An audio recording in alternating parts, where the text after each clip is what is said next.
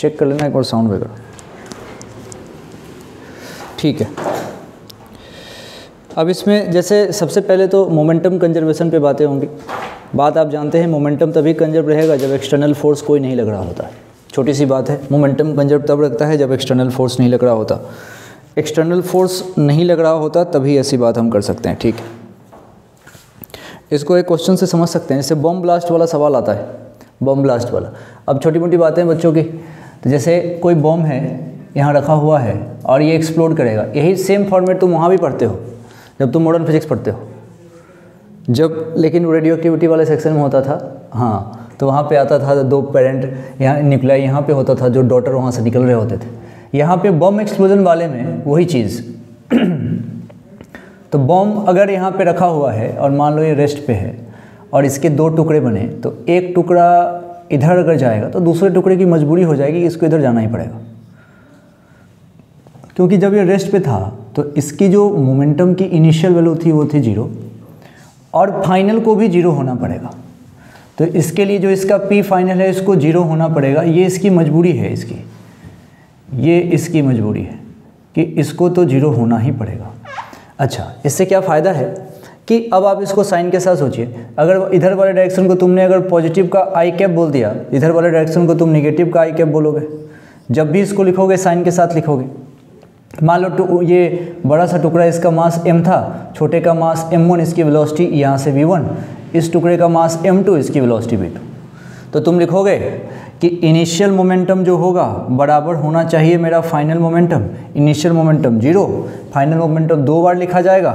एक लिखा जाएगा m1 v1, दूसरा प्लस लिखते लेकिन हो क्या जाएगा माइनस, तो दूसरा लिखा जाएगा माइनस का m2 v2। बात समझ में आ रही क्या? चला माइनस क्यों हुआ?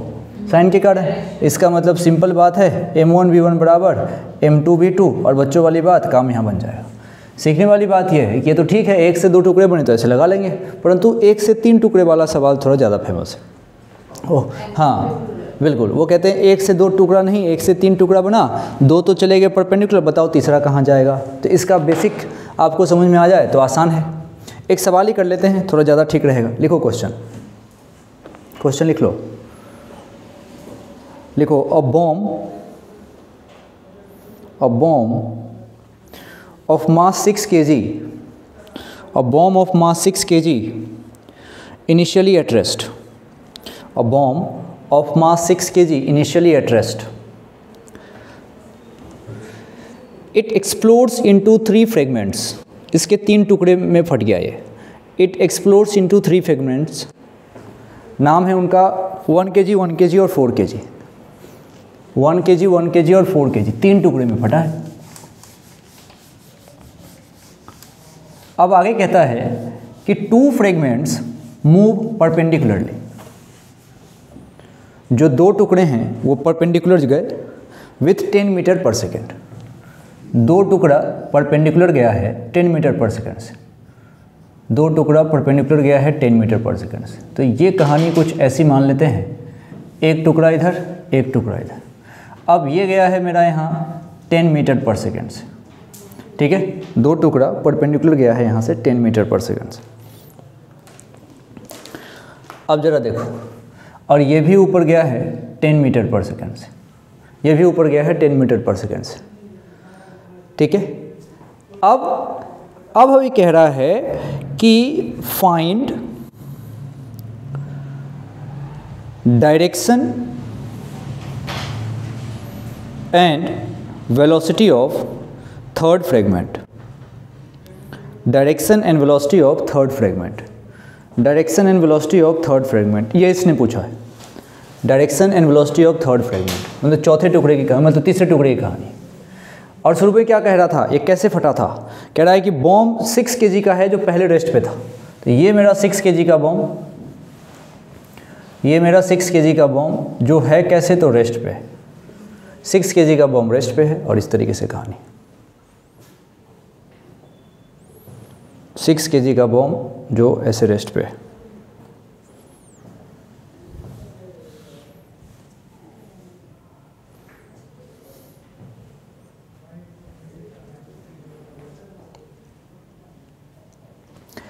इसको अच्छे से सोचा जा सकता है, कोई दिक्कत वाली बात नहीं है।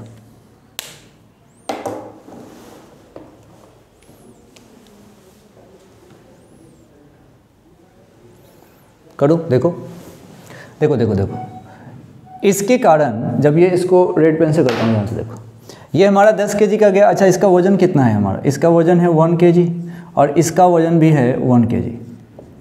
अब देखो इन दोनों के कारण मोमेंटम, नेट मोमेंटम यहाँ हुआ होगा। अब इसका मोमेंटम कितना है? 10 और इसका भी 10, तो इसका रिजल्टेंट यहाँ पे क्या आएगा? 10√2। ये इन दोनों के कारण पी नेट आया है, इन दोनों के कारण। अब देखो चूँकि इनिशियली ये रेस्ट पे था 6 kg वाला बम, तो जो मेरा पी इनिशियल है उसको 0 होना है। अब चूँकि मोमेंटम कंजर्व होता है तो पी फाइनल को भी 0 होना पड़ेगा। तो मुझे एग्जैक्टली इसी लाइन के ठीक पीछे यहाँ पे मोमेंटम चाहिए होगा, उसी मैग्नीट्यूड का। तो मुझे यहाँ का मोमेंटम तो पी नेट पता लग गया कि इसको तो 10√2 आना ही पड़ेगा। अब ये किसके कारण आएगा? तो भाई जो टुकड़ा इधर आया है वो है तो 4 kg का, बस उसकी वेलोसिटी यहाँ मिल जाए, काम बन जाएगा। तो बस हो गया, यहाँ से हम v निकाल सकते हैं। अब 4 है, उधर 10.2 है, तो हो गया 2.5। तो कितना आ गया? 2.5√2, सिंपल। तो ये v आ गया हमारे पास 2.5√2। तो ये तो थर्ड टुकड़े की वेलोसिटी और डायरेक्शन का पता चल गया। तो ये बड़ा आसान तरीका है, इस तरीके से बात बन जाती है। अल्टीमेटली हमारा टारगेट है कि हम पी इनिशियल को 0 कर दें, ऐसे हम सोच सकते हैं। कभी कभी क्वेश्चन क्या करता है, हमसे वो काइनेटिक एनर्जी पूछता है। लिखो, in this question also find kinetic energy of system. Also find kinetic energy of system. इसके लिए तुमको तरीका बताता हूँ। जब तुमसे काइनेटिक एनर्जी सिस्टम का पूछा जाए तो तुम तीनों बॉडी की अकेले अकेले लिख के जोड़ना। काइनेटिक एनर्जी पहली बॉडी की, प्लस काइनेटिक एनर्जी दूसरी बॉडी की, और काइनेटिक एनर्जी फिर तीसरे बॉडी की। और ऑफ कोर्स काइनेटिक एनर्जी जब पूछा जाएगा तो फाइनल कंडीशन के लिए पूछा जाएगा, क्योंकि इनिशियली तो ये रेस्ट पे था। तो पहली बॉडी की देखो, तुमको मास पता है, उसकी वेलोसिटी पता है, और दूसरी बॉडी के लिए भी मास पता है, वेलोसिटी पता है, तीसरे के लिए भी मास पता है, वेलोसिटी पता है। तीनों को लिख के जोड़ दोगे तो आंसर आ जाएगा। तो इस तरीके से वो काइनेटिक एनर्जी भी पूछ सकते हैं। तो आप उसको बड़े आराम से करिएगा, कोई दिक्कत वाली बात नहीं है।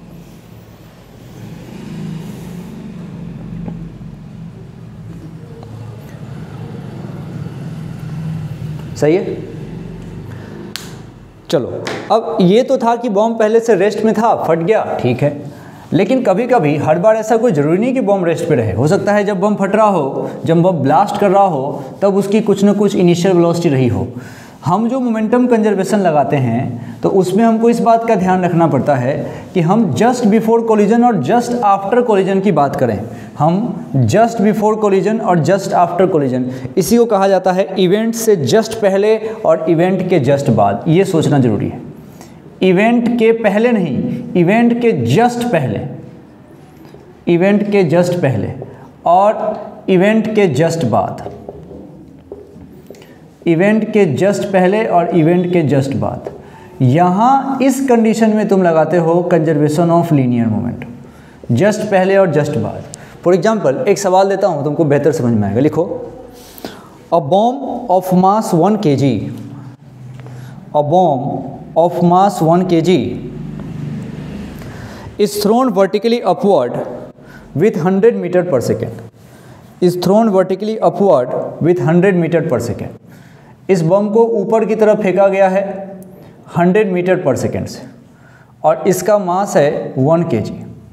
अब सुनिएगा, it explodes into 2 parts after 5 second. Okay, तो 5 सेकेंड में तो इसकी कहानी कुछ ऐसी होगी, बॉम्ब यहाँ पहुँचेगा, यहाँ पहुँचेगा, और यहाँ से बॉम्ब के 2 टुकड़े होने, यहाँ पे आने के बाद बॉम्ब के 2 टुकड़े बने, एक्सप्लोड्स इनटू 2 पार्ट्स यहाँ पे आके। अब कह रहा है कि पहला टुकड़ा 400 ग्राम का है जो 25 मीटर पर सेकेंड से नीचे आया। तो मानो ये टुकड़ा है 400 ग्राम का जो नीचे आया है 25 मीटर पर सेकेंड से। तो दूसरे टुकड़े का पूछा है कि दूसरे टुकड़े की वेलोसिटी कितनी होगी, दूसरे टुकड़े की वेलोसिटी कितनी होगी। तो जैसे ये 400 ग्राम दे दिया तो ये तो कॉमन सेंस है कि इसको 600 ग्राम होना पड़ेगा। अब इसने पूछा है कि ये 600 ग्राम तो ठीक है, लेकिन इसकी वेलोसिटी क्या होगी, मैग्नीट्यूड भी और डायरेक्शन भी, मैग्नीट्यूड भी और डायरेक्शन भी। ये सिचुएशन हमको दे रखा है, जरा इसको सोच लो।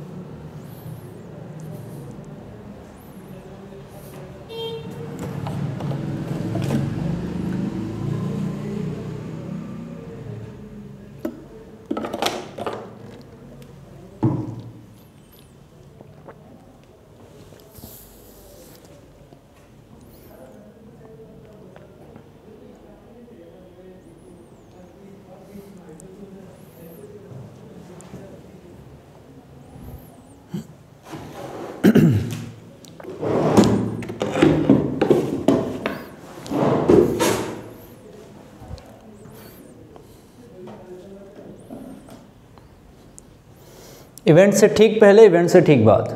बढ़िया सवाल है, आने लायक सवाल है। बताओ बताओ कुछ आया तो।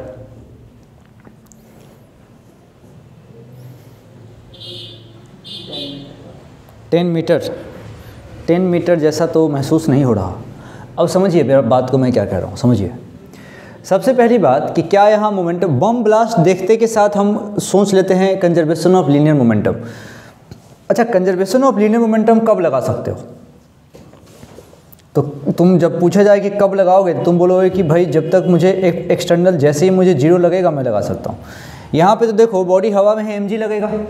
mg लगने के बावजूद भी हमने यहाँ पे कंजर्वेशन ऑफ लीनियर मोमेंटम सोचने की अगर हमने सोच ली है तो ऐसा कैसे पॉसिबल है? तो कारण ये है कि mg लगेगा तो सही, लेकिन बड़ा कम समय के लिए लगेगा। बम ब्लास्ट तो एकदम झटके में हो जाता है, हुआ बूम, कहानी खत्म। तो इतना फास्ट होता है, उसमें mg मोमेंटम को बदल नहीं पाता। इतना फास्ट होता है बम ब्लास्ट कि उसमें mg का होना ना होना इसके मोमेंटम पे कोई फर्क नहीं डालता।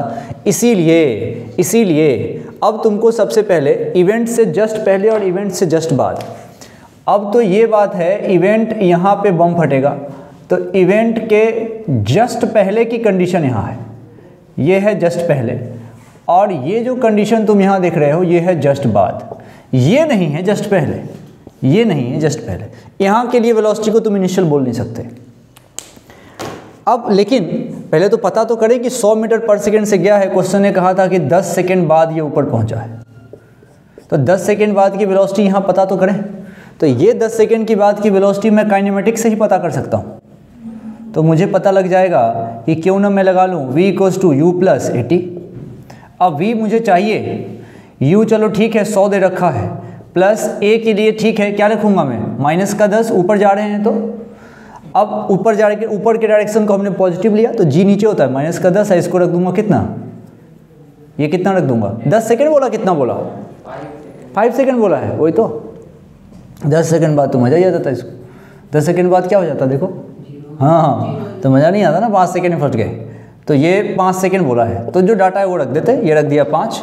तो यहाँ से v की वैल्यू कितनी आ जाएगी, 50 मीटर पर सेकेंड। यानी कि मेन बात यह है कि जब बम फटने वाला होगा, यानी कि जब वो फटा तब उसकी स्पीड थी 50 मीटर पर सेकेंड, यानी कि उस समय उसकी टेंडेंसी ऊपर जाने की थी बम की 50 मीटर पर सेकेंड, और ये 50 मीटर से ऊपर जाते जाते फट गया, जाते जाते फट गया, 2 टुकड़े बन गए। यानी कि अब मुझे अगर कोई कहे कि आप तो लगाओ P इनिशियल बराबर P फाइनल, तो P इनिशियल तो अब मैं लिख ही सकता हूँ। ऊपर के डायरेक्शन को मैं पॉजिटिव कह रहा हूँ, मैंने ऊपर के डायरेक्शन को पॉजिटिव और नीचे के डायरेक्शन को निगेटिव। मोमेंटम की बात जब भी होगी, वेक्टर क्वांटिटी है, डायरेक्शन लिखना जरूरी है। तो ऊपर के डायरेक्शन को पॉजिटिव, बहुत बढ़िया। P इनिशियल की बात हो रही है। मास की बात करो, मास है 1 kg और वेलोसिटी है 50, तो शुरुआत का मोमेंटम तो चलो ठीक है 1 × 50 आ गया। बाद के मोमेंटम देने के लिए यहाँ पे 2 लोग हैं, बाद का मोमेंटम देने के लिए यहाँ पे 2 लोग हैं। तो ये तो मान लो हमारे पास मास नंबर चलो m1 है, तो m1 × v1 यहाँ कर लेते हैं, m1 × v1, और यहाँ पे कर लेते हैं m2 × v2 सपोज। अब अच्छी बात सोचो, m2 कितना रखोगे, तो 400 ग्राम है, तो 400 ग्राम नहीं 400/1000। अब v2 कितना रखोगे, 25 मीटर पर सेकेंड है, परंतु तुम सोचो क्या इसको मैं, इसको डायरेक्शन क्या लिखूंगा, इसका निगेटिव, निगेटिव लिख लूँ, जेकब लिखना जेकब लिख दो, लेकिन निगेटिव लिखना मस्ट है, इसको निगेटिव लिखना मस्ट है, तो ये आएगा निगेटिव में। अच्छा, इसके लिए कहूँ तो m1 कितना लिखूंगा 600/1000, और v1 मान लिया v कितना है पता नहीं, कहाँ है पता नहीं। अब मैं यहाँ पे P इनिशियल बराबर P फाइनल में इसका यूज़ कर सकता हूँ, तब जाके यहाँ से बात बनेगी। सही समझ रहे हो? अब देखो लिख देता हूँ मैं, ये देखो, ये 2 से 2 खत्म, 4/10, ठीक है भाई, तो 4/10 इंटू माइनस का 25, एक बात तो ये है। अब प्लस उसका मोमेंटम, ये हटा दो, ये बच गया 6/10 इंटू v, ठीक है। अब बस इसका हो गया, है ना। जब इसको सॉल्व करें कितना आ गया 100। यहाँ से सॉल्व करने के बाद v की वैल्यू आ गई 100। 100 ही मज़ा नहीं है, 100 + 100 - प्लस आया ना, 100 आया वो भी पॉजिटिव का, मतलब ये जो टुकड़ा है ये ऊपर गया है, ऊपर ऊपर। देखो यार नोन था तो हमने साइन थोड़ी रखा है इसका, हमको पता ही नहीं था तो हमने ऐसे छोड़ दिया, वो अपने आप पॉजिटिव आ गया। इसलिए साइन कन्वेंशन रख के तब जाके जब बात करोगी तब बढ़िया होगा। ठीक है, आसान है। चलो, तो ये बम वाले एक्सप्लोजन वाले सवाल। अच्छा, दो चीज़ मैंने बताई तुमको, काइनेटिक एनर्जी जब जब पूछेगा तो तुम उस समय क्या करना, उस काइनेटिक एनर्जी को एक एक करके लिखना, तीनों पार्टिकल का एक एक करके काइनेटिक एनर्जी लिखना। एक सवाल आप इसी में पूछ लेते हैं, जैसे नीट 2019 में पूछा हुआ है उड़ीसा, इन्होंने क्या किया हुआ है, इन्होंने रेशियो दिया हुआ है, कहा है, सवाल सुन लो, इसने कहा है कि एक हमारे पास ऑब्जेक्ट है जो एयर में किसी पार्टिकुलर वेलोसिटी से दे रखा है कि चल रहा है, और वो अचानक 1:5 टुकड़े में बढ़ जाता है। तो कोई अगर ऑब्जेक्ट हो, सिखाता हूँ, लिखो तो इसको लिख लो, तो एज ए कॉन्सेप्ट लिख लो इसको। लिखो, what is the meaning of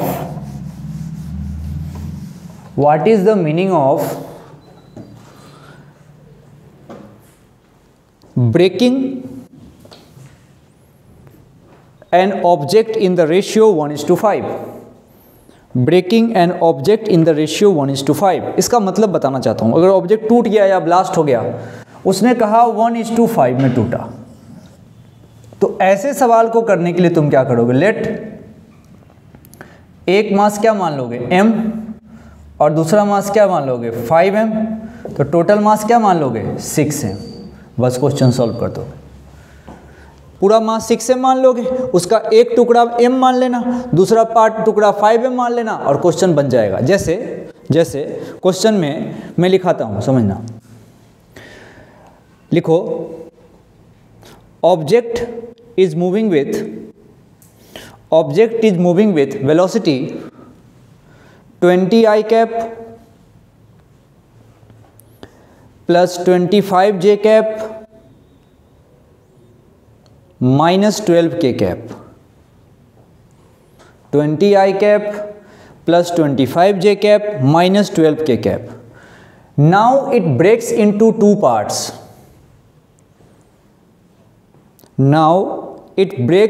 to parts. और सडनली बोलना जरूरी है, तभी तो mg के इफेक्ट नेगलेक्ट करेंगे। सडनली। अब कह रहा है a smaller part flies with velocity 100 i cap plus 35 j cap और प्लस में है 8 k कैप। ये तो स्मॉलर मास की बात है। अब कह रहा है find the velocity of larger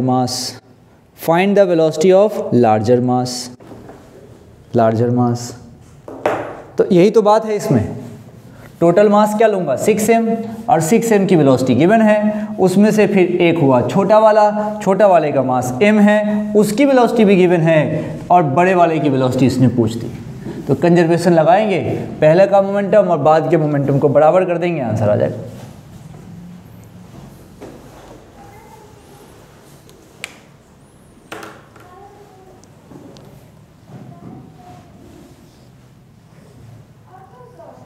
यही मेन स्टेप है, इसी को हमने जूम किया है। एक टुकड़ा m और एक टुकड़ा 5m, छोटा वाला टुकड़ा यही है, इसकी वेलोसिटी गिवन है, और इनिशियल मोमेंटम बराबर फाइनल मोमेंटम। दूसरे वाले टुकड़े की वेलोसिटी इसको पता नहीं है, तो दूसरे वाले टुकड़े की वेलोसिटी एज इट इज छोड़ देना, तुमको मज़ा आ जाएगा। तो पहले तो मेन बॉडी है, इसकी velocity 20 i cap plus 25 j cap minus 12 k cap. इसकी वेलोसिटी है, शुरुआत में हम चाहते हैं कि P इनिशियल को P फाइनल के बराबर करना। तो P इनिशियल, तो मास कितना है मेरे पास 6m, 6m को गुना करूँगा, इसकी वेलोसिटी कितनी है, तो 20, 25 और 12, तो लिख लो इसको 20 i cap plus 25 j cap minus 12 k cap. ये किसकी वेलोसिटी है, बड़े वाले की, सबसे पहले 6m वाले की। अब कह रहा है कि अब ये 2 टुकड़ों में बटा और छोटा m चला गया, जो छोटा वाला मास है वो गया 135 और 8 में, ये गया 135 और 8, 100 i कैप, 35 j कैप और 8 k कैप में, ये गया है छोटा वाला, मतलब इसका मास m है। अब बाद में मोमेंटम तो दोनों ने मिलके दिया होगा, तो ये तो छोटे वाले ने दे दिया, प्लस बड़े वाले का मोमेंटम लिखना बाकी है, तो मैंने इसका मास तो 5m ले लिया और मान लिया कि ये किसी v वेलोसिटी से गया होगा। अब बस दोनों को इक्वेट किया, यहाँ से v वेलोसिटी आ जाएगी, है कि नहीं? तो बस ऐसे ही करना होता है।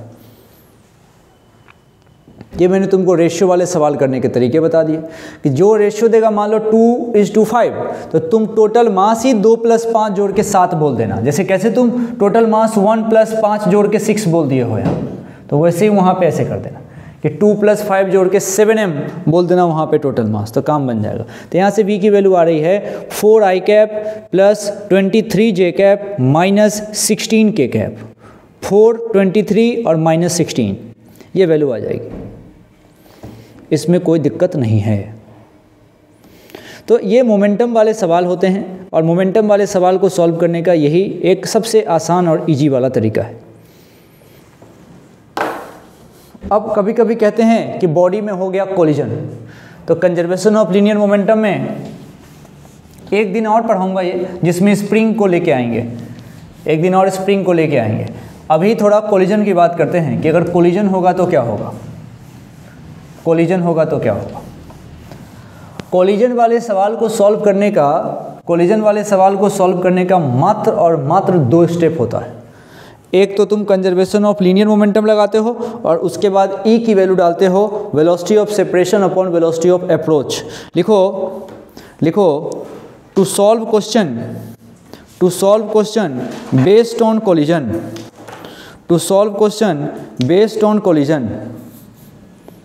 we have two steps। पहला use conservation of linear momentum। पहला तो तुमको ये करना होगा भाई, कंजर्वेशन ऑफ लीनियर मोमेंटम। परंतु देखो ये इंपॉर्टेंट है, साइन के साथ लगाना, साइन के साथ कंजर्वेशन ऑफ लीनियर मोमेंटम पहले, और दूसरा ई का फॉर्मूला, दूसरा काम है ई का फॉर्मूला लगाना, ई का फॉर्मूला। अभी इसके ऊपर बात होगी कैसे लगाना है, सब सीखेंगे, लेकिन स्टेप ध्यान रखें, इसी 2 स्टेप में बात हो जाती है। हम कोलिजन के कोई भी सवाल इसी स्टेप पे कर सकते हैं, पूरे के पूरे नीट में जेईई मेन में इससे ज़्यादा बात नहीं होती ही नहीं है। तो ई का फॉर्मूला यहाँ से, और कंजर्वेशन ऑफ लीनियर मोमेंटम, ई का फॉर्मूला अभी हम पढ़ेंगे, ये होता है velocity of separation upon velocity of approach. दोनों फॉर्मूले को तुम यूज़ करोगे, साइन इंपॉर्टेंट है, साइन भूलोगे खेल खत्म हो जाएगा। साइन इंपॉर्टेंट है, साइन बहुत लॉजिकल ही है, साइन में कोई टेंशन नहीं है, इधर जाए तो मान लो पॉजिटिव, इधर जाए मान लो नेगेटिव, ज़्यादा इसमें क्या साइन होगा, कुछ नहीं। Velocity of separation upon velocity of approach. Separation मतलब कब की बात है, ये कोलिजन के बाद की, और अप्रोच मतलब कोलिजन से पहले अप्रोच करेगा तब टक्कर मारेगा ना, तो अप्रोच करे और टक्कर मारे, ठीक है। इसके ऊपर बात कर लेते हैं थोड़ी सी, फिर उसके बाद से इसके ऊपर सवाल भी करेंगे। हमारा मेन टारगेट होता है ये सीखना कि हम ई का यूज़ कैसे करते हैं, ई यूज़ करने आ जाए तो फिर बात बन जाती है। फॉर्मूले वाले कॉपी में ये स्टेप लिखना, और कैसे कुछ डायग्राम यहाँ पे बन के आते हैं उसका कंक्लूजन वहाँ पे लिखना। सपोज करो कि मेरे पास 2 बॉडी है, M1 और M2। ये डायग्राम बहुत काम का है, इसके ऊपर डिस्कस कर लेते हैं। एक बॉडी M1, एक बॉडी M2। कोलिजन से पहले की स्थिति ये है, कोलिजन के बाद ऐसा रहा, तो यहाँ पे मैंने रखा M1 और यहाँ पे रखा हमने M2।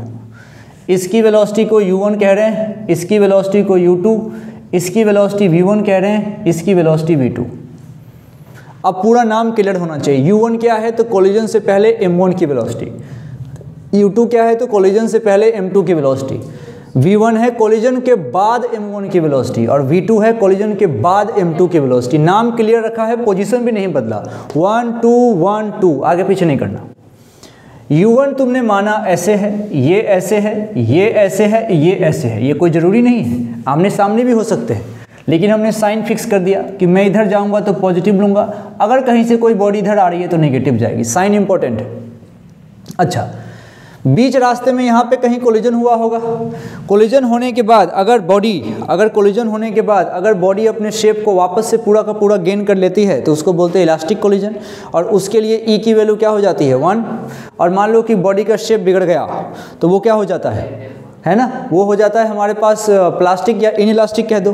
कोलिजन के बाद दो बॉडी चिपक के चलने लगे तो उसको बोलते हैं परफेक्टली इनइलास्टिक, जिसमें ई की वैल्यू क्या लेते हो 0, है ना। अभी बात करेंगे इसके ऊपर।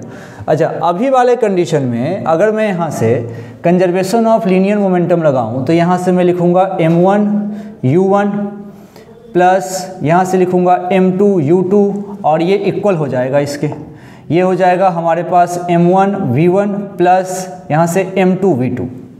सब प्लस लिया है क्योंकि आगे वाले डायरेक्शन को हमने पॉजिटिव बोला है। हम सीखना चाहते हैं कि वेलोसिटी ऑफ सेपरेशन और वेलोसिटी ऑफ अप्रोच किसको बोलते हैं। मान लो मैं सीखना चाहता हूँ ई की वैल्यू कैसे लिखते हैं, तो ई तो लिखेंगे वेलोसिटी ऑफ सेपरेशन, नीचे लिखेंगे वेलोसिटी ऑफ अप्रोच। सेपरेशन मतलब कोलिजन के बाद अगर सेपरेट हो रही है कोई बॉडी टक्कर के बाद तो ज़्यादा किसको होना पड़ेगा, V2 को। यही चीज़ इसमें काम आएगी और इसी का हमको फ़ायदा उठाना है, और खूब सारे सवाल इसके ऊपर लेके आए हूँ, बहुत सारे। देखो, सेपरेशन होना है, टकराने के बाद सेपरेट होना है तो आगे वाले को आगे जाना पड़ेगा, तो ये हो जाएगा V2 माइनस V1। अब अप्रोच हो रहा है, टक्कर होना चाहते हो तुम और कोलिजन से पहले हो, ये पहले की स्थिति है, ये बाद की है। कोलिजन से पहले हो, आगे वाला जा रहा है तो पीछे वाले को तेज होना पड़ेगा, तो अब की बार ज़्यादा किसको होना पड़ेगा, U1 को। तो यानी कि ये लिखा जाएगा U1 माइनस का U2। यही बात इसमें समझनी है कि हम चाहते हैं कि टक्कर हो, तो टक्कर होने के लिए इस पीछे वाले को तेज होना पड़ेगा, ये पीछे वाले को तेज होना पड़ेगा, ये पीछे वाला फास्ट है तो टक्कर होगा। अच्छा, और सेपरेशन होने के लिए इसको तेज होना पड़ेगा, है कि नहीं। सेपरेट होना है बाद में, और पहले अप्रोच फिर सेपरेट, पहले टकराना है फिर अलग होना है। तो ये तरीका है, ये हमेशा साइन के साथ। मान लो कोलिजन के बाद ये ऐसे आ जाते हैं तो साइन बदलता है, यहाँ साइन बदलता है। ठीक है, इसको यहीं पे छोड़ दूँ, लिख लो एक बार।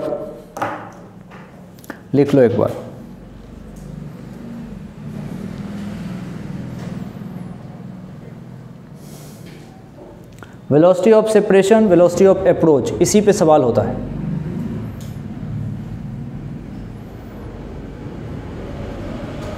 लिख लिया। अब कुछ काम लिखो, हाउ टू यूज ई के बारे में बात करना चाहते हैं कि ई का यूज़ कैसे करते हैं। इसको समझने के लिए बड़े आराम से लिखो। मान लो कोलिजन से पहले, इसको थोड़ा मिटाता हूँ, थोड़ा हल्का करिए इसको यहीं छोड़ दो। अब देखो, अब इसकी वेलोसिटी ऐसे रखते हैं, m1 m2 तो ठीक है। अब ज़रा सोचो, तुम्हारे पास इंफॉर्मेशन गिवन है। मान लो पहले बॉडी की वेलोसिटी पहले है v0 और दूसरी बॉडी रेस्ट पे है। इसमें इसको ले लो v0 और इसको ले लो रेस्ट पे, और कोलिजन के बाद कह रहा है पहले वाले की वेलोसिटी 3 और उसके आगे वाले की 4। ठीक है, मान लीजिए ये चला इधर 3 मीटर पर सेकेंड से और ये चला इधर 4 मीटर पर सेकेंड से। हमें velocity of separation upon velocity of approach बस लिख देना है, बस ये लिख देना है कि कितना होगा, है ना। वेलोसिटी ऑफ सेपरेशन हमारे मन में वो बात चलनी चाहिए। देखो, हमारे मन में आना चाहिए सेपरेशन के समय, याद है सेपरेशन जब होगा कोलिजन के बाद होगा तो उधर वाली वेलोसिटी ज़्यादा होनी थी, तो ये क्या बन के आना चाहिए था, वो बन के आना चाहिए था V2 minus V1 upon U1 minus U2, ये आना चाहिए था। ये V2 क्या है, यही मेरा V2 है। एक बार मैं यहाँ अगर लिख दूँ तो अच्छा रहेगा। ये होता है V2, ये होता है V1, ये होता है U2 और ये होता है U1। अब मुझे लिखना है V2 माइनस V1। V2 है कोलिजन के बाद दूसरे नंबर की वेलोसिटी, तो वो हो गया 4, माइनस V1 कोलिजन के बाद पहले नंबर की वेलोसिटी, तो वो आ गया हमारा 3। अब है वेलोसिटी ऑफ अप्रोच, उसमें है U1 कोलिजन से पहले नंबर की वेलोसिटी, तो वो कितनी है V0 माइनस U2, ये हमारा 0 है। तो ये मेरा E की वैल्यू आ गई 1/V0, यहाँ से हम निकाल सकते हैं। पूरी बात बोलनी पड़ेगी, पूरी बात, V2 कौन है, V1 कौन है, इस तरीके से तुम बोल सकते हो। साइन लिखना जरूरी है, साइन। देखो हमने सबका साइन लिखा है, सब एक तरफ गए थे तो ये भी पॉजिटिव लिखा है और ये भी पॉजिटिव लिखा है, ये आगे गया था तो ये भी पॉजिटिव लिखा है। साइन इंपॉर्टेंट है। जैसे मेरे पास अगला सवाल है, अगला, अब देखो इसको लिख लो पहले।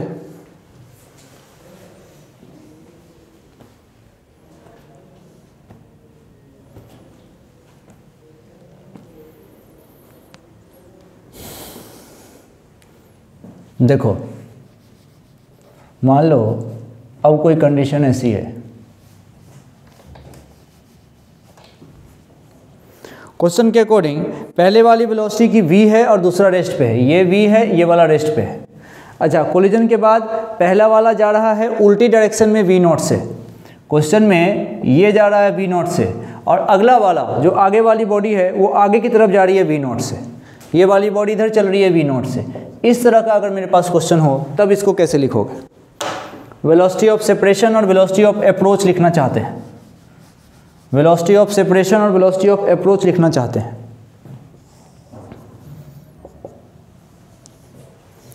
Velocity of separation v2 minus v1, v2 क्या है? कोलिजन के बाद दूसरे नंबर की वेलोसिटी, तो ये लिखाया हमारा v0 माइनस, अब है v1, v1 क्या है? कोलिजन के बाद पहले नंबर की वेलोसिटी, तो वो लिखाएगा v0 परंतु माइनस का v0 क्योंकि अपोजिट जा रहा है, ध्यान दो, अपॉन वेलोसिटी ऑफ अप्रोच, वो है हमारे पास u1 माइनस u2, u1 क्या है? कोलिजन से पहले नंबर की वेलोसिटी v, और है u2 क्या है? कोलिजन से पहले दूसरे नंबर की वेलोसिटी जो कि 0 है। तो कुल मिला के बात यहाँ बन गई v0 plus v0 upon v, यानी कि 2v0 अपॉन v, इस तरीके से बात बनी। ये तुमको E लिखने का तरीका है जो आपको पता चाहिए। E का नाम जानते हो? कोफिशिएंट ऑफ रेस्टिट्यूशन बोलते हैं, सही है। अब वो बात तो बच्चों वाली बात है कि जब हमारे पास E की वैल्यू 1 कब होगी? जब इलास्टिक होगा। एक सवाल आता है, क्या E की वैल्यू 1 से ज़्यादा हो सकती है? हाँ, हो सकती है। जब कोई एक्स्ट्रा काइनेटिक एनर्जी जनरेट हो तो E की वैल्यू 1 से ज़्यादा हो सकती है, लिख सकते हो इसको।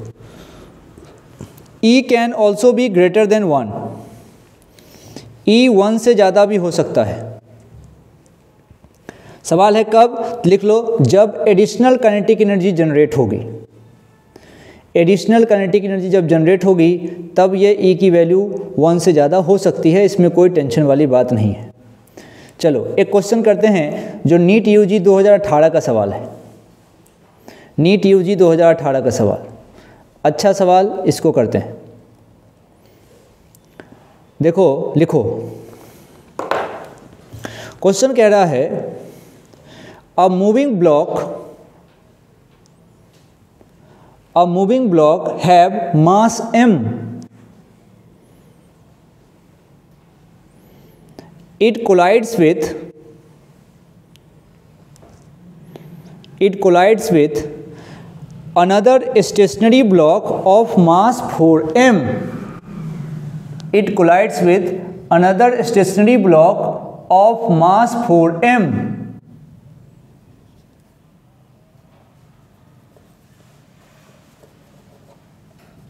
ये इसने बोला मास 4m, आगे लिखता है स्टेशनरी है ये, मतलब कहाँ है ये? रेस्ट पे है।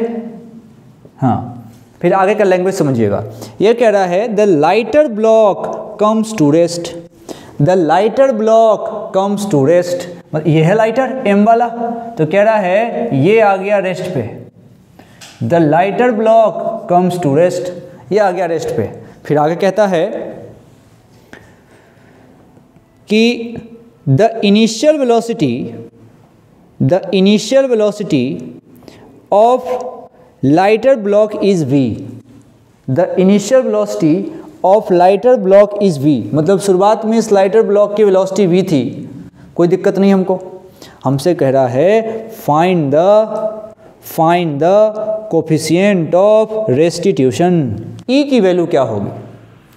E की वैल्यू क्या होगी? E की वैल्यू क्या होगी, ये हमसे पूछा है। ई की वैल्यू क्या हो?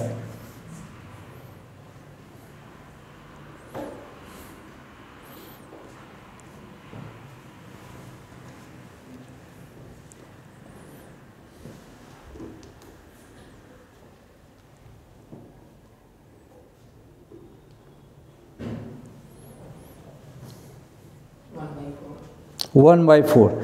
दो ही स्टेप में बात हो जाती है, दो ही स्टेप में। पहले आपको कंजर्वेशन ऑफ लीनियर मोमेंटम लगाना पड़ता है, उसके बाद से आपको ई लगाना पड़ता है। ई का formula velocity of separation upon velocity of approach. और या तो तुम लीनियर मोमेंटम का कंजर्वेशन लगा लो या ई लगा लो, दोनों केस में साइन पुट करना बहुत ज़रूरी है। तो मान लीजिए स्टेप वन में तो कंजर्वेशन ऑफ लीनियर मोमेंटम ही लगेगा। अगर मैं उसको लगाना चाहता हूँ तो मैं वहाँ लिखूँगा m1u1 प्लस यहाँ से लिखूंगा m2u2 equals to m1v1 plus यहाँ से m2v2, साइन के साथ लिखूंगा, इस बात का ध्यान रखना है। अब देखो बात यह है कि m1u1 चलो ठीक है, उसकी वेलोसिटी m है और u1 की वेलोसिटी v है, इसमें मुझे कोई दिक्कत नहीं, प्लस m2 ये रहा, तो हाँ m2 है तो 4m लेकिन ये 0 पे रखा है, इक्वल्स टू m1 बाद में ये 0 पे आ गया, ठीक है, प्लस इसका पता नहीं है, हमने अपने मन से v0 ये हमने माना, ये हमने माना, तो ये मैं m2 की वैल्यू कितनी है हमारे पास 4m, तो मैं इसको लिख सकता हूँ 4m इंटू v0। तो मेरे पास कुछ डाटा निकल के आया, क्या निकल के आया देख लो, mv equals to 4m v0, सही है, m से m हटा दीजिए तो v इक्वल्स टू 4v0, तो हम लिख सकते हैं v इक्वल्स टू 4v0, ठीक है। देखते हैं इसकी, हाँ तो v0 देख लेंगे, कोई बात नहीं, तो जब जरूरत पड़ेगी देख लेंगे। अब आ जाओ, अगर v0 लिखना चाहते हो तो लिख दो, यहाँ से तुम v0 लिखना चाहो तो v/4 आ जाएगा, कोई समस्या इसमें तो है नहीं, हम तो रिलेशन चाहते हैं भाई। अच्छा, अब ये तो पहला स्टेप खत्म है, अब मुझे चाहिए velocity of separation upon velocity of approach. Velocity of separation, velocity of separation का मतलब होता है v2 माइनस v1। v2 कहने का मतलब कोलिजन के बाद दूसरे नंबर की वेलोसिटी, तो जो मेरी कितनी आ रही है v/4, माइनस कोलिजन के बाद पहले की वेलोसिटी 0 है, अपॉन u1 कोलिजन से पहले की वेलोसिटी वो कितनी है v, और वो पहले u2 कोलिजन से पहले दूसरे की वेलोसिटी वो कितनी है 0। ये सही है, v से v कट जाएगा, e की वैल्यू क्या आ गई 1/4, सही है। यही इसने पूछा है, e की वैल्यू पूछी है, साइन पुट करने आ जाएगा तो बात बन जाएगी बड़े आराम से, साइन पुट करने से बात बन जाती है। अब ऐसा ही सवाल एक एग्जैक्टली नीट 2010 में पूछा, AIPMT 2010 में, इसमें सिर्फ वही कहा है कि इसमें क्या कहा सुन लो बस, बॉल है जिसकी वेलोसिटी है 2 मीटर पर सेकेंड, वो हेड ऑन कोलिजन का मतलब होता है एक ही लाइन में रहना चाहिए, कोलिजन से पहले कोलिजन के बाद। तो कह रहा है किसी स्टेशनरी बॉल से टकराया जिसका मास जो है 2 गुना है, और कह रहा है कि इसका कोफिशिएंट ऑफ रेस्टिट्यूशन 0.5 है, तो देयर वेलोसिटी आफ्टर कोलिजन कितना होगा।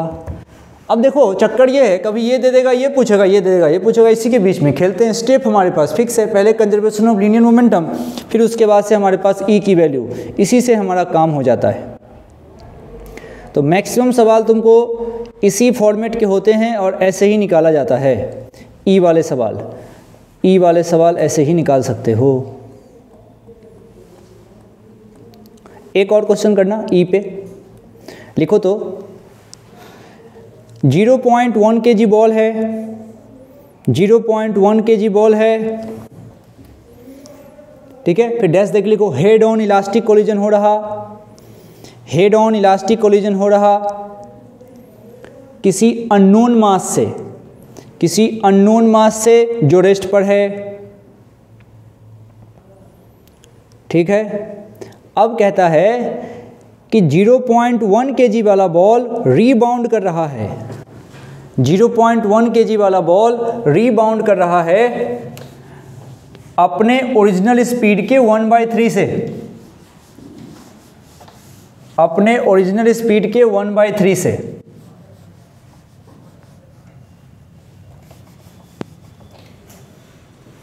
तो तुमसे कहा है कि बताओ what is the mass of other ball, दूसरे बॉल का मास कितना है, दूसरे बॉल का मास कितना है, ये हमसे पूछा है। यहाँ से U1 मिलता है, यहाँ से U2 मिलता है, यहाँ से V1 मिलता है, यहाँ से V2 मिलता है। अच्छा, और भी लिखना चाहो लिख सकते हो। ये M1 मिलता है, ये M2 मिलता है, ये M1 मिलता है, ये M2 मिलता है। पहले बॉल का मास अकॉर्डिंग टू क्वेश्चन पूछें तो पहले बॉल का मास बोला है 0.1 kg, तो इसका जो मास है ये है 0.1 kg, ठीक है। और क्या बोला इसमें, अब ये इलास्टिक कोलिजन कह रहे हैं। अच्छा, वो भी हेड ऑन इलास्टिक, मतलब E की वैल्यू तो मुझे 1 रखनी है, इसकी पूरी गारंटी है। अब कह रहे हैं कि ये किसी अननोन बॉल से टकराता है जिसका मास है हमारे पास अननोन, यानी कि मान लो मास कुछ मान ही लेते हैं। लो, इसका मास हमने मान लिया m और ये हमारा रेस्ट पे रखा हुआ था, रेस्ट पे रखा हुआ था। इसकी वेलोसिटी भी नहीं पता है, तो मान लो इसकी वेलोसिटी v0 है, ये v0 तुमने माना, लेट। अब कह रहा है कि जब कोलिजन हुआ तो ये जो तुम्हारा 0.1 kg का जो बॉल था ये रीबाउंड हुआ पीछे की तरफ, और कितने से, तो v0/3 से। तो जो अननोन है, ये अननोन, इसके बारे में तुम्हारे पास कोई इन्फॉर्मेशन नहीं है, तुम बताओ अननोन का मास कितना होगा, यही इसने पूछा है। नहीं पता, हमने मान लिया, नहीं पता, हमने इधर v हमने लेट किया है, एज्यूम नहीं दिया ना, नहीं दिया तो कोई मान लेते हैं, नहीं दिया तो कोई मान लेते हैं, कोई दिक्कत नहीं है। देखो 2 स्टेप बताए हैं ना, तो 2 अननोन निकाला जा सकता है।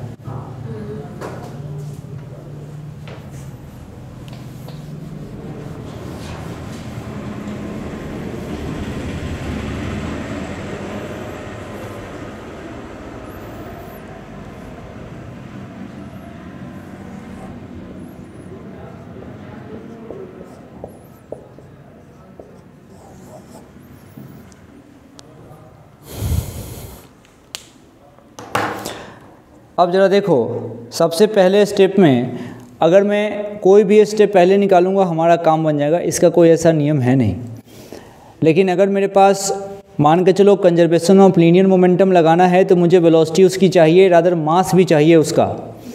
तो पहले स्टेप का अगर यूज़ करते हैं, अगर हम E की वैल्यू निकालते हैं, मान लो E की वैल्यू निकालते हैं, तो क्या हम फाइंड कर सकते हैं E, क्योंकि हमने उसका मास अपने मन से मान रखा है। एक ट्राई मारो, एक ट्राई मारो। E निकालने में तुमको मास की ज़रूरत नहीं है, E निकालने में मास की ज़रूरत नहीं है। 0.2 kg आएगा बिल्कुल।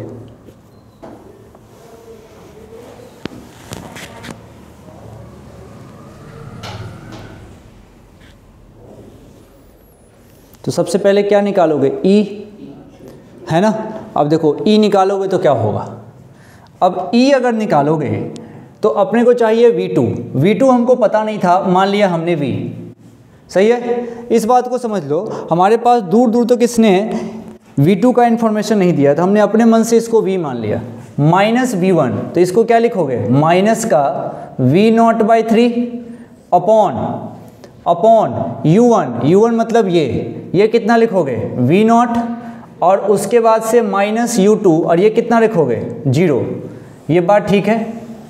और इस E को कितना रखा जाएगा, तो 1। ये क्वेश्चन में गिवन है कि परफेक्टली इलास्टिक कोलिजन चल रहा है। अब क्रॉस मल्टीप्लाई कर लोगे तो V0 इक्वल्स टू क्या आ गया, V प्लस V0/3, यही तो आया। ये V0 जो गया है ये V प्लस V0/3, यहाँ से हम चाहें तो V लिखा सकते हैं। कैसे आएगा, ये V छोड़ दो, इधर लेके घटा दो, तो क्या आ जाएगा, 2V0/3। तो यानी कि यहाँ से मेरा जो V आया, दिस इज़ 2V0/3। इसी वैल्यू को आगे यूज़ करना, इसी वैल्यू को आगे यूज़ करो। अब आगे क्या करते हैं, तो कंजर्वेशन ऑफ लीनियर मोमेंटम लगाते हैं। तो कंजर्वेशन ऑफ लीनियर मोमेंटम लगाना आसान है। इसमें हम m1u1 plus m2u2 equals to करते हैं m1v1 प्लस यहाँ से m2v2, परंतु साइन इम्पोर्टेंट है, बिना साइन यहाँ बात नहीं बनती। अब देखो m1u1 पहले का मास 0.1, u1 कितना है, u1 हमने मान लिखा है, इसका कितना माना है, v0। अब मैं चाहूँ तो यहाँ डाटा भी रख सकता हूँ डाटा। अब चलो, अभी हमने यहाँ पे v0 रख दिया, अभी तो लिख देते हैं भाई। प्लस दूसरा मास, बताओ क्या डायरेक्ट 0 लिख दूँ, हाँ लेकिन ये है तो रेस्ट में ना, अब थोड़े बड़े हो गए, डायरेक्ट 0 लिख देता हूँ, इक्वल्स टू बाद में m1 इंटू v1। अब देखो हाँ, तो ये 0.1 तो रखूँगा लेकिन माइनस का v0/3, बिल्कुल सही। अब उसके बाद से प्लस m2, वो है m, और वहाँ मैं चाहूँ तो क्या रख सकता हूँ 2v0/3, 2v0/3, ये रहा 2v0/3। अब इसको सॉल्व कर देंगे, जैसे ही सॉल्व करेंगे हमसे छोटा m इसने पूछा हुआ है, छोटा m पूछा हुआ है, बड़ा m पूछा है तो बड़ा m निकाल दो, जो भी मास पूछा है आप निकाल सकते हैं। कुल मिला के तुम देखो कि इस तरह के सिचुएशन में दो इक्वेशन के अलावा तीसरे की अपने को जरूरत ही नहीं पड़ रही, इसी दोनों इक्वेशन के बीच में सारा खेल हमारा बन जाता है। तो मेरे ख्याल से इसमें अब कोई टेंशन वाली बात नहीं है, तुम कर ही रहे हो इसको। तो फार्मूले वाली कॉपी में क्या लिखोगे, फार्मूले वाली कॉपी में सबसे पहले अगर हेडिंग डालोगे कोलिजन का, वहाँ लिखोगे सिर्फ 2 स्टेप होते हैं, पहला स्टेप और दूसरा स्टेप ये है, पहला कंजर्वेशन ऑफ लीनियर मोमेंटम और दूसरा ई का फार्मूला, लेकिन दोनों फार्मूला साइन के साथ। कंजर्वेशन ऑफ लीनियर मोमेंटम बड़ा सिंपल है, m1u1 plus m2u2 equals to m1v1 plus m2v2, कोई नहीं भूलता इसको तो। और दूसरा ई का formula velocity of separation upon velocity of approach. Separation और अप्रोच के लिए डायग्राम बनाना बहुत जरूरी है। सेपरेशन मतलब कोलिजन के बाद, अप्रोच मतलब कोलिजन से पहले। सेपरेशन होना है तो आगे वाली वेलोसिटी ज़्यादा होगी, तुमने देखो नंबर फिक्स रखा है 1 2 1 2, बस इतने ही से बात बन जाती है। तो बस ये कोलिजन में। अब इसमें अगली क्लास में इसमें क्या कर सकते हैं, अगली क्लास में इसमें थोड़ा स्प्रिंग वाले पे काम कर सकते हैं, स्प्रिंग वाले पे। तो जब स्प्रिंग वाले पे बात इसमें बन जाएगी तब इसको थोड़ा ई की कुछ वैल्यूज़ इसके अकॉर्डिंग बात करी जाती है एनर्जी कंजर्वेशन पे, और कुछ PYQ लगाएंगे अब एनर्जी के हिसाब से, तब जाके बात बेहतर शुरू हो गई। और उसके बाद से जब बाउंसिंग ऑफ बॉल थोड़ा सा जो है बच्चा परेशान होता है इसमें, बॉल की बाउंसिंग, ई के पावर में बात आती है, वहाँ से टाइम पीरियड पूछा जाता है, हाइट पूछा जाता है। तो थोड़ा सा बाउंसिंग ऑफ बॉल के बारे में अगली क्लास में बता के और 2 डायमेंशन कोलिजन बता दूंगा, और उसके बाद से फिर शुरू होगा सेंटर ऑफ मास। तो आज बस इतना ही।